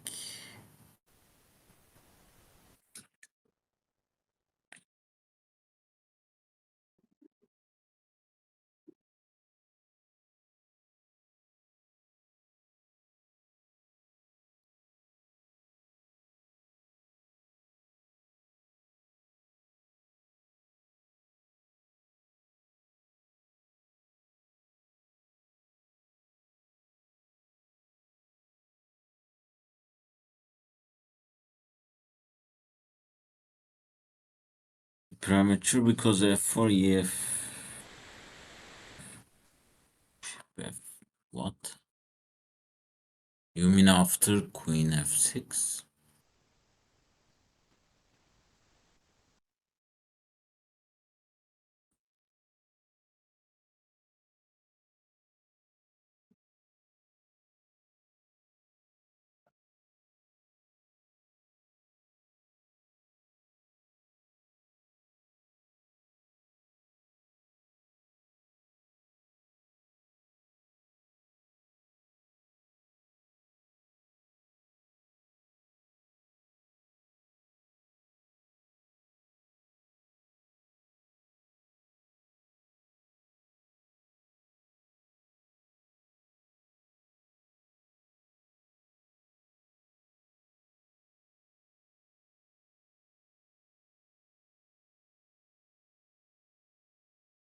This is the time Jesse will confuse his opponent, as he did in the last three games.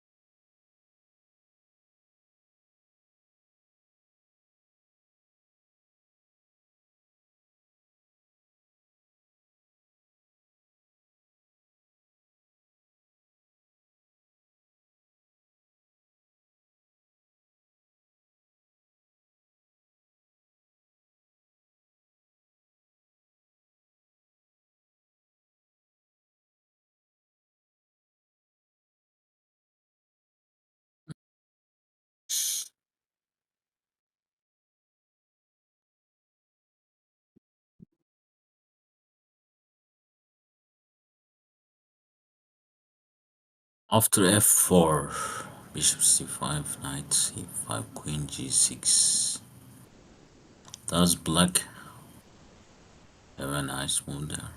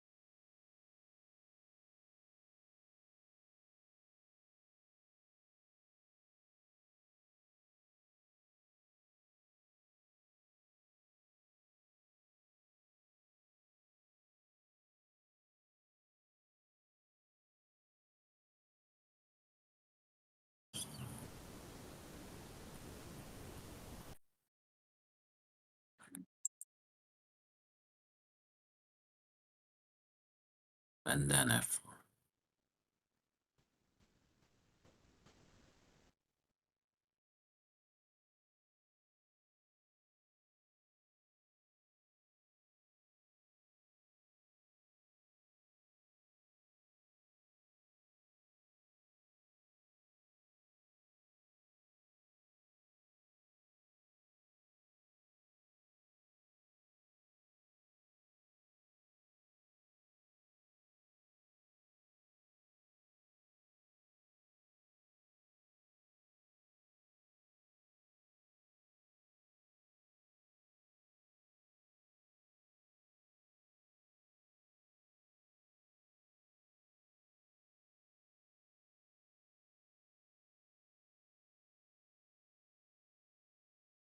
Yeah, what about knight b3?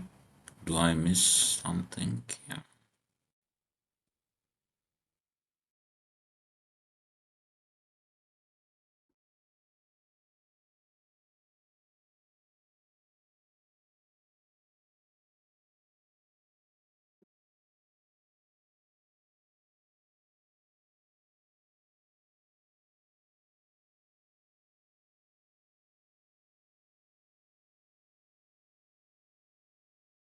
It's the queen.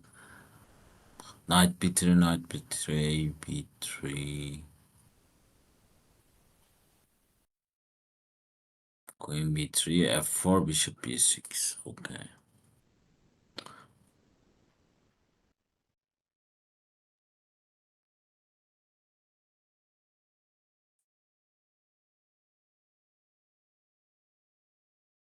Knight b3, knight b3, f4. Bishop f4, ef4.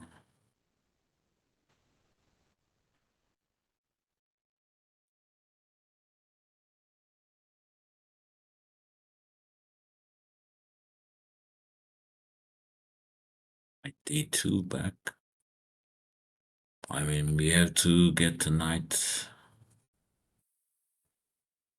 from. There's a threat on the knight.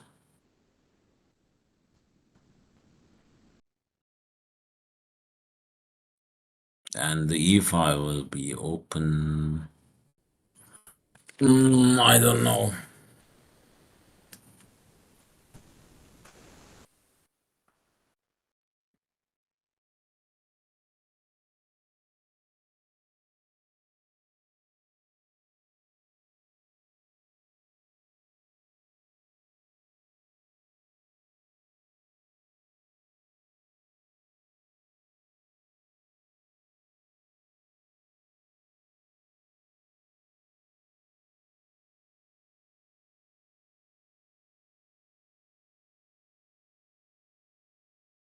Oh, he's still thinking.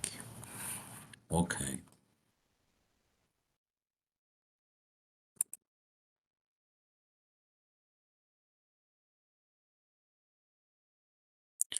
Yeah, the knights on a6 and c5 are. I mean, bishop c5 is such a bad move. You give up the dark square bishop and you get rid of black's superfluous knights, one of them.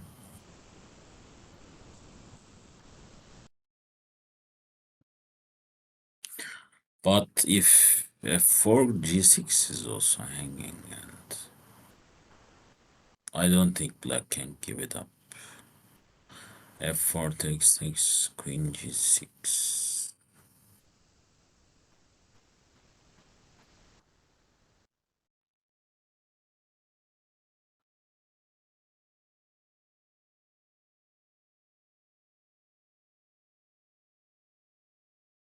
Yeah, it's black's move though, Timpe.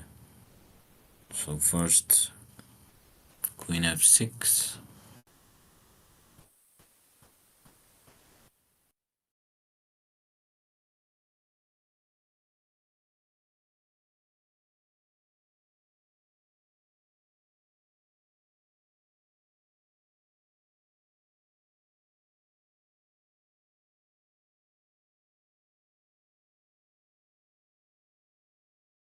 Probably after queen f6 or something.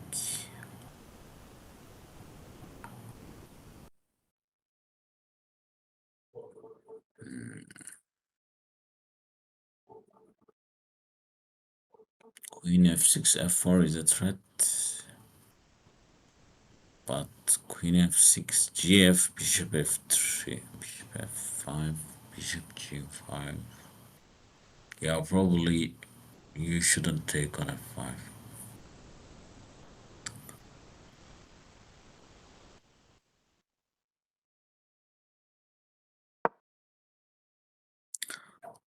Uh-huh. Wow, e4 played.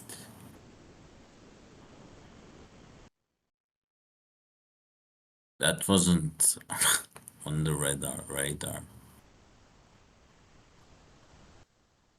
E4. What? Okay. Yeah, okay. Okay.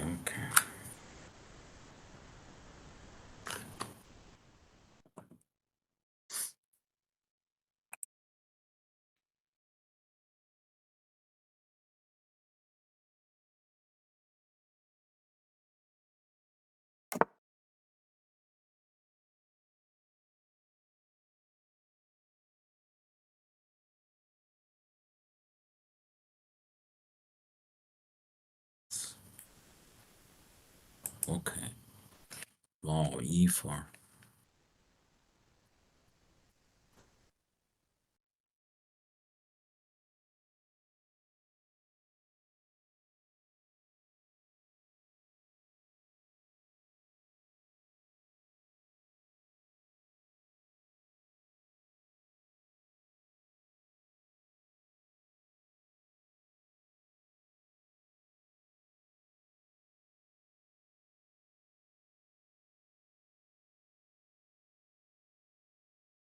Playing very quickly.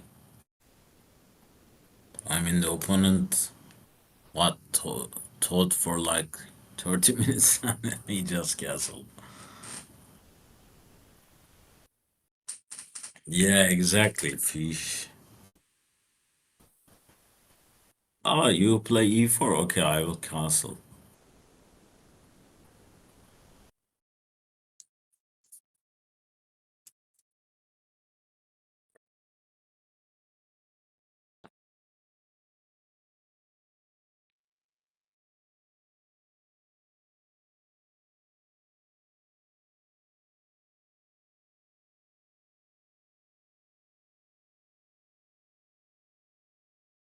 I mean, Jesse's time usage in this tournament was great.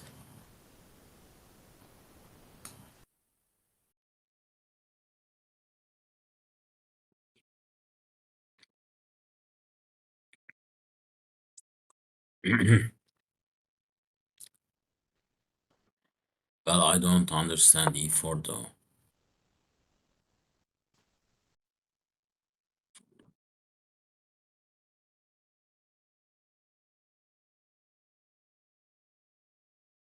Queen f6.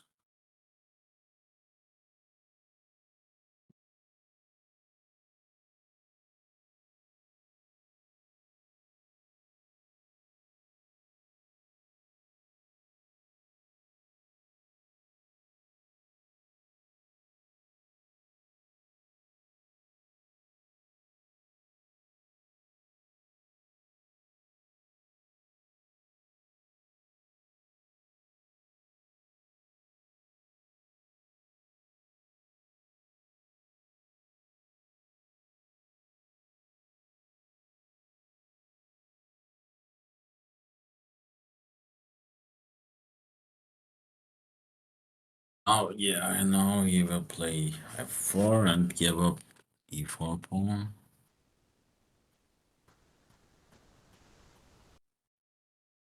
And he will have an unopposed bishop on the long diagonal.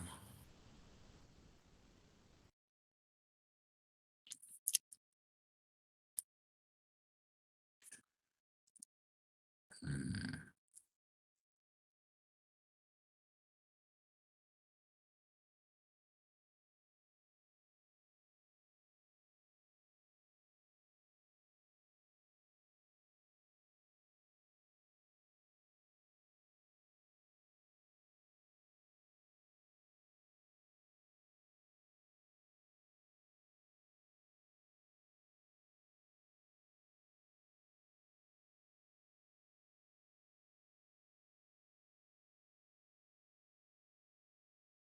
If we take on f5,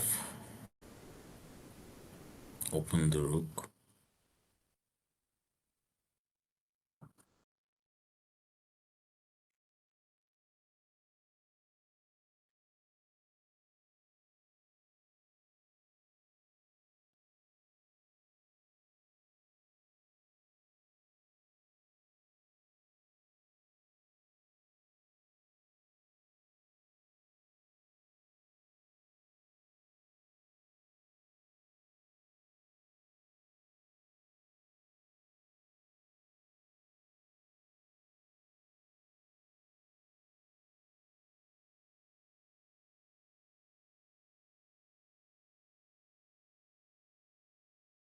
Bishop e2 gf. Bishop takes bishop g4.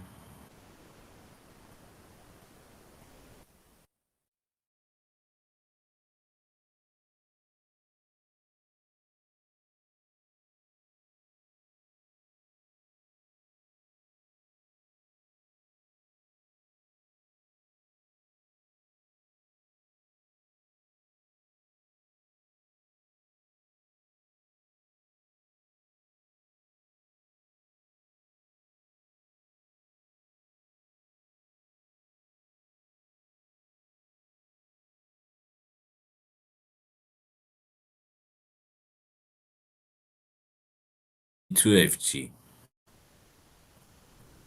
I mean, of course, black has a pawn first. So bishop e2.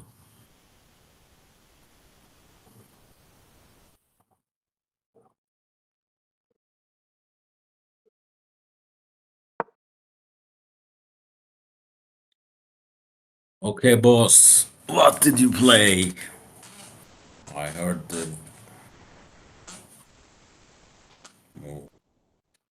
King b. Yeah, it's it's called long castle because it takes long to castle. Your move, Abdul. And now you think he will regret it, huh?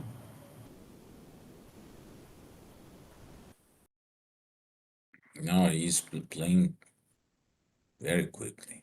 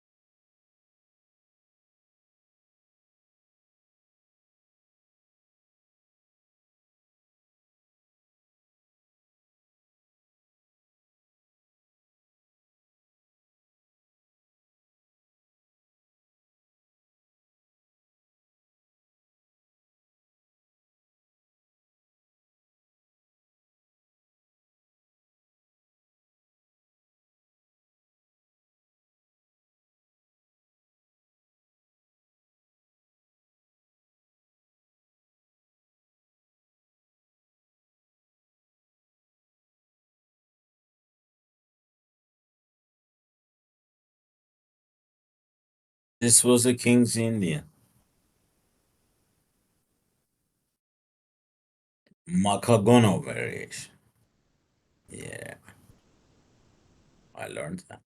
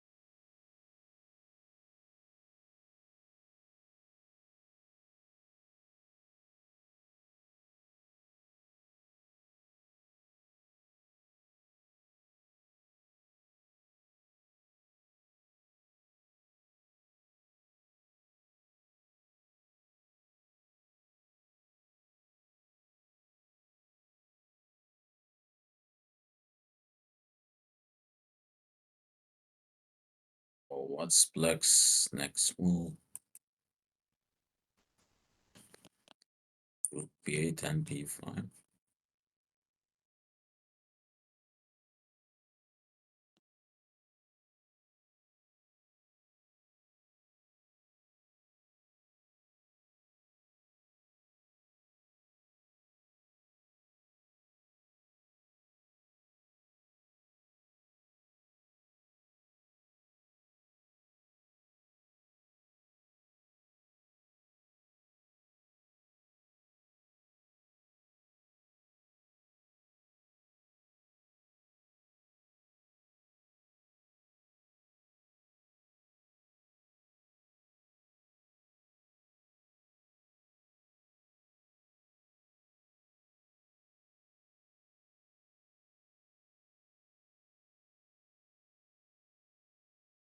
Black play b5 immediately.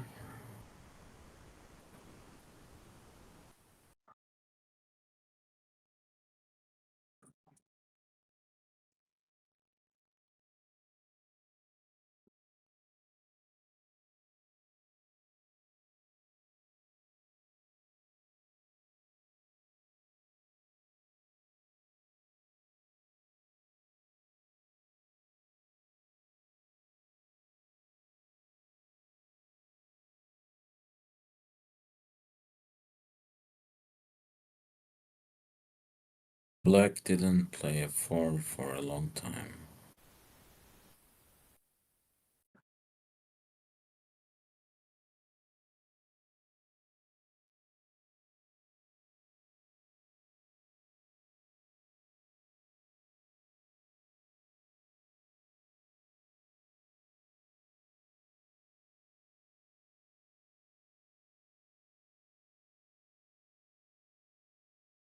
f4 now, you give up.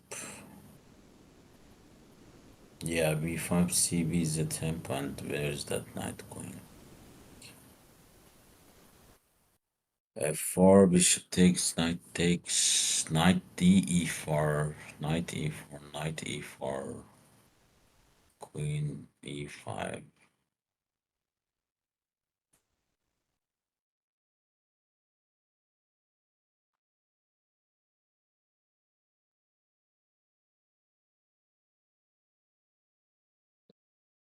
Oh, is Kostya moving to mouse?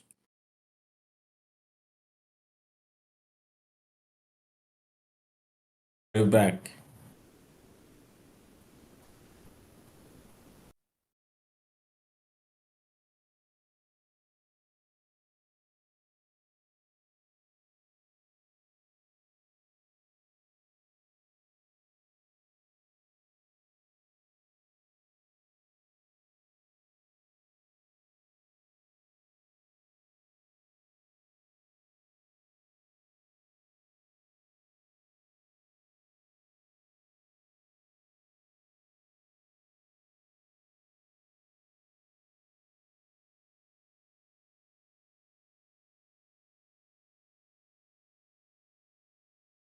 e8 to prep defend e4 and prepare for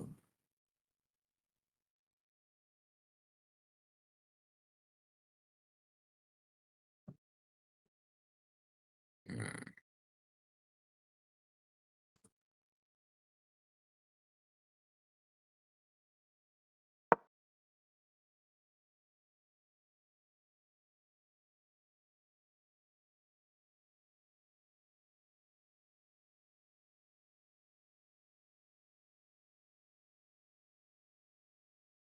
Rook c8.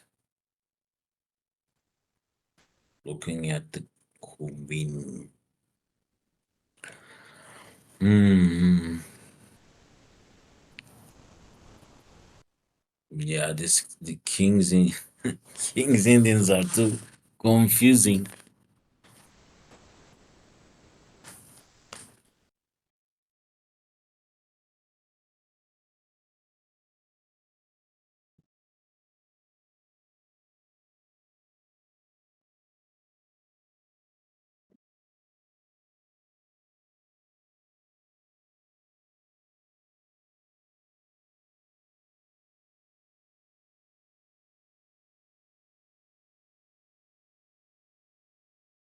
This is magic time. Work your magic, boss.